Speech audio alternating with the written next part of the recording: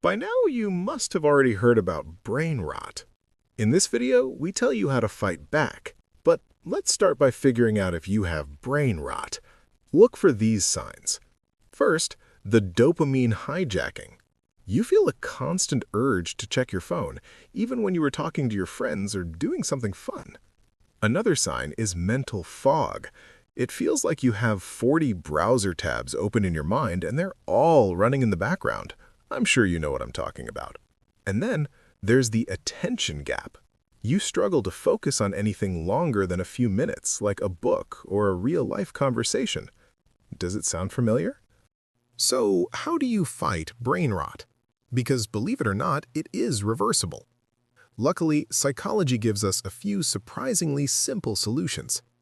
First, lower the noise. Your brain needs moments of boredom. Yes, boredom. Boredom is actually where thinking happens. When you're bored, your brain starts wandering. It reflects. It creates ideas. But if every quiet moment gets filled with scrolling, your brain never gets that space. So try this simple rule. Leave your phone alone for the first 30 minutes of your morning.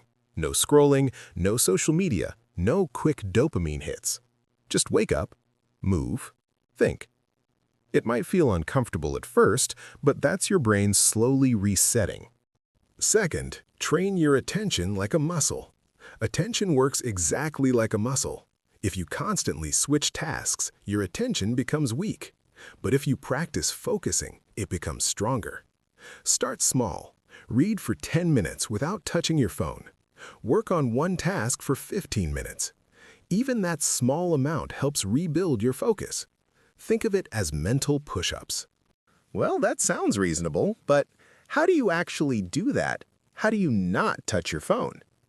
Here comes in the third solution. Make your phone harder to reach. This sounds simple, but it's incredibly powerful. Your brain loves convenience, seriously. If your phone is on the desk, you'll grab it. If it's in your hand, you'll open something. But if your phone is in another room, well, suddenly you're much less likely to check it. And if you happen to have a book at hand, you might actually read it instead. Environment shapes behavior more than motivation does. You could set up a tiny experiment to see how leaving your phone to the other room affects your attention span. You could frame it like this, for example.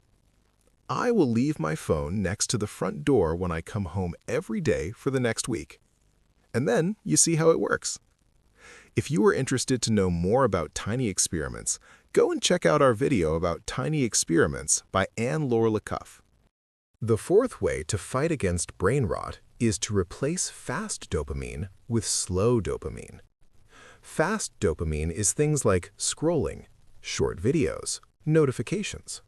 Slow dopamine, on the other hand, comes from activities like exercise, learning, reading, or creating something.